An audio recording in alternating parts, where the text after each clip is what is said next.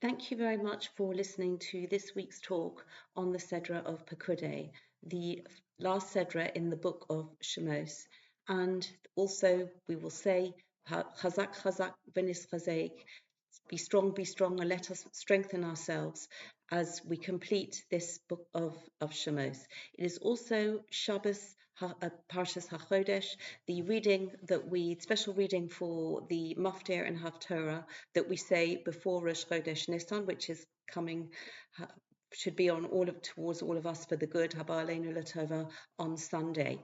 And as we say all of that, as we move from the month of Adar, which is the month of hidden miracles, to the month of Nisan, which is the month of revealed miracles, as we've experienced in the recent times, so many revealed miracles and many miracles that we're not even aware of, to be grateful to Hashem for.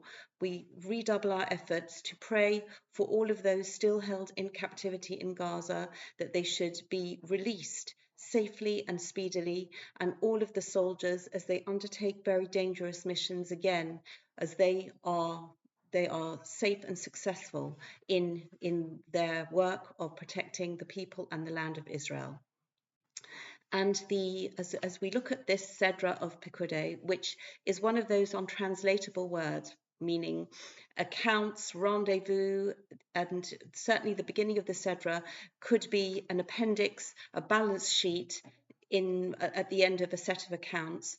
And when we think of the themes and the events in the book of Shemos, starting with going into Egypt, and then the bondage, the shibud in Egypt, and Yetzias Mitzrayim, coming out of Egypt, the witnessing of the overturning of the rules of nature with the 10 plagues and the splitting of the Red Sea, and receiving the Torah on Har Sinai, and so many epic moments in our history.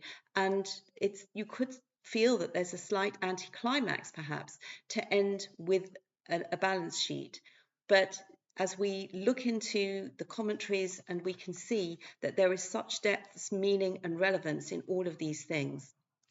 And I would like to mention a particularly beautiful Rashi, actually, at the completion of the Mishkan, at the fruition of 4 Sedras that were dedicated to the Mishkan.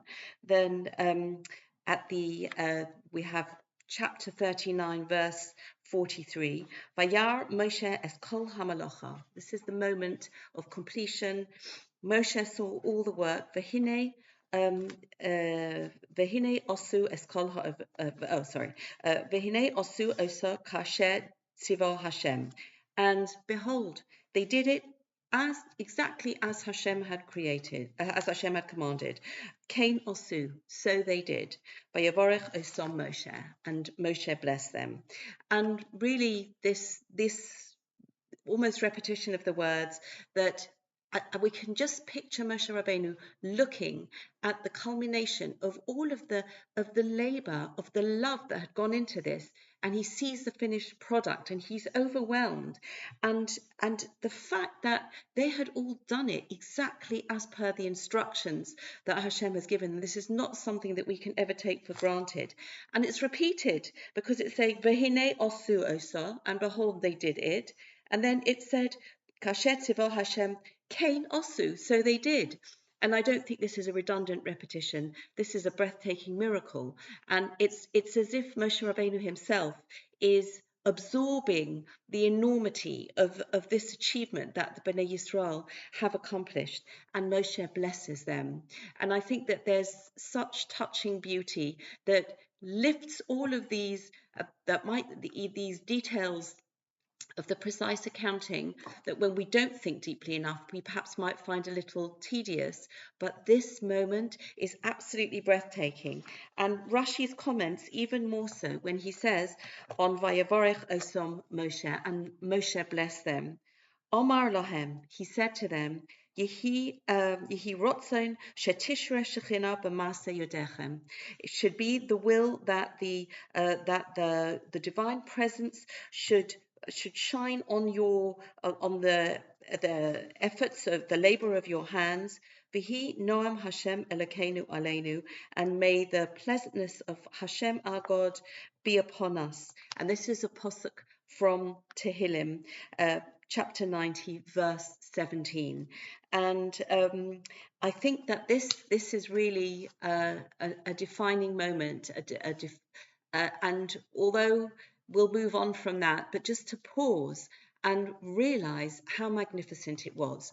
And actually, all of the accounts in the Torah of the Mishkan are very seamless, very smooth. It's the willingness of the children of Israel to donate all of their resources to Project Mishkan, and the lack of infighting and arguments and complaints.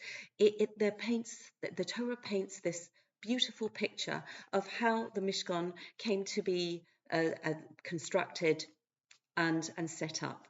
However, if we look at the Medrash, the rabbis give us a few details that seem to be absent directly from the text. The hints are generally in certain words that are used in the text.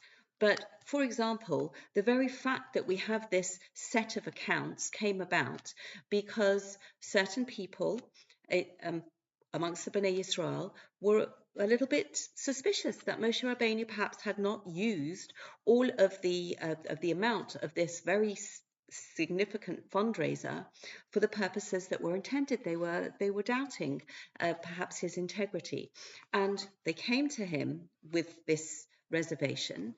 And instead of, or rather completely consistent with Moshe Rabbeinu as the most humble of all people, but somebody with an ego could have taken great offense, especially Moshe Rabbeinu, who has given every last drop of energy and love and everything at his disposal, himself, prepared to sacrifice himself for the people, as we saw in the Sedra of Kisisa, when Hashem says, after the Egel Hazar, the golden calf, I'll start again with a new people, and Moshe Rabbeinu, and you will be the leader of that people. Moshe Rabbeinu says, no, erase me from your book if that's the case. He is putting all of his efforts into the Bnei Israel. So he could have got legitimately upset by this. No, he says, you're quite right. We should have an exact accounting. And this is good practice that we learn from Moshe Rabbeinu, that nobody should think that they are above or below suspicion. We always want to have transparency and accountability. We learn this message constantly from Moshe Rabbeinu. But that little niggle, that shadow, if you like, on the glorious, bright picture that's painted is missing. And other details as well that do not are not directly mentioned in the written text. For example, Moshe Rabbeinu had difficulty in making some of the objects of the Mishkan, most famously the menorah, and Hashem shows him exactly how to do it, and even then he still couldn't do it, and he has to throw the gold on the fire, and there's a miracle, and it comes out exactly as per the instructions. And then the Mishkan is completed in the month of Kislev, but it is not inaugurated until the month of Nisan. And so during this period of 3 months, then we have a period of uncertainty. The Bnei Israel are thinking, did we do it all right? Why can't we have the inauguration already? So there's a sense of unease during this time. And all of this is absent from the detail. Now, we see this phenomenon in 2 other very significant, if not the most significant events in the Torah. The second one would be the creation of the world. Again, when we look in the Torah at the creation of the world, we have the seamless creation of all the various items and animal world and humans being created. And the text is very straightforward in this account. But again, when we look at the Midrash, on every single day, there is a niggle. On the first day, truth says to Hashem, how can you create the world? There's just going to be nothing but trouble that comes from it. And in the end, Hashem took truth and threw it out. This is according to the Midrash, and went ahead and created the world anyway. On the second day, we have the creation of the upper waters and the lower waters. And again, the lower waters stage a rebellion. And they say, why should somebody be on top of us? And according to the Medrash, they're still crying until today. On the third day, the foliage, the greenery was created. And originally, the trees were supposed to be completely edible, the bark as well. But again, there was a dispute, and so the bark is not edible, only the fruit of the trees are edible. On the fourth day, the luminaries, the lights, the solar system, and was created, and the sun and the moon were meant to be equal partners in the scheme of in the ruling of the sky. And the moon complained and said, how can two kings wear one crown? And Hashem replies, okay, the sun will wear the crown, and you will bathe in reflected light. And then on the fifth day, the animal world is created, and the Leviathan, the huge whale-type creature, is so enormous that if it would reproduce normally, then it would overtake the world. So only the males are saved, and the reproduction is so that they will not overwhelm the planet. And then on the sixth day, when man is created, the angels stage a revolt. Ma enosh akitis kreno. What is mankind that it is worthy, it merits being created at all? And unfortunately, we can understand many grounds for this reaction from the angels. So again, we have a situation that the Torah is giving us it seems a very sanitized account, and the rabbis are supplying the niggly, sort of argumentative type of details. The third event where we can see this phenomenon is the event of the building of the Beis Hamikdash, the temple. And again, the account is a very straightforward account of the work and the beautiful appearance and the contents of the temple. But for example, the gates of the temple. Actually, first as they were building, there was an underground spring that while they were building they encountered, and that threatened to flood everywhere. And then the gates of the Beis Hamikdash wouldn't open, and Shlomo HaMelech, in order to get the key for the gates, they had to disturb Shlomo HaMelech, who had just married the daughter of Paro, and he was sleeping, and they had to send his mother in. But all of these details are absent from the account. And so the question is, why is the Torah not perhaps giving us a full picture? And if there's a good reason for that, why do the rabbis then supply the information in this way? And in ideas shared by Rabbi Y.Y. Jacobson, the overall concept is that these three events, if we go chronologically now, the creation of the world, the building of the Mishkan, and the construction of the temple, these were all universe-changing, history-changing events.